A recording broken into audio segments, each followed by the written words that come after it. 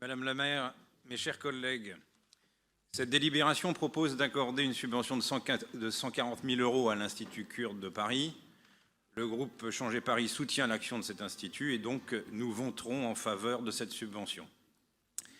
Au demeurant, nous constatons que depuis maintenant 7 ans, une partie des fonds alloués vise à soutenir le projet de numérisation du contenu de la bibliothèque de cet institut.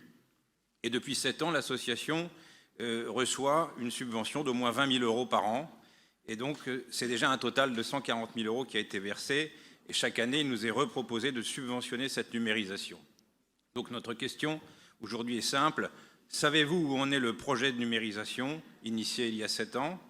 Quel bilan l'Institut kurde de Paris peut faire de cette numérisation?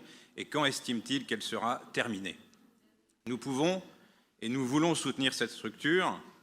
En 2015, sa situation financière était critique et les élus de Paris n'ont pas voulu que disparaisse cette institution qui fait vivre et défend la culture kurde depuis 1983 grâce à un important réseau de personnalités reconnues du monde intellectuel et culturel.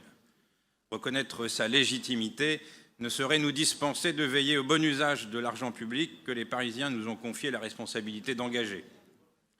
Chaque subvention, même modeste, doit servir l'intérêt général et nous devons aux Parisiens une information claire et transparente.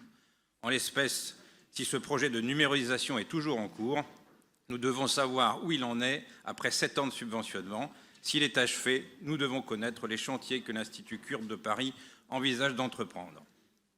Un mot encore sur une interrogation que vous pourriez avoir. Pourquoi poser cette question aujourd'hui dans l'hémicycle?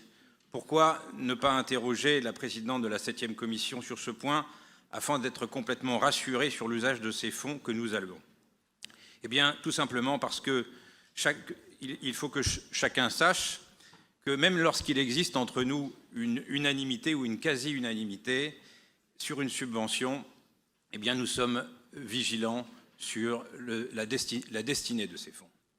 Et c'est aussi pour que ce débat public soit l'occasion pour nous, alors que nous parlons d'une subvention, de manifester notre reconnaissance par ce geste modeste à un peuple qui a eu tant de courage lorsqu'il s'est battu contre les barbares de Daesh.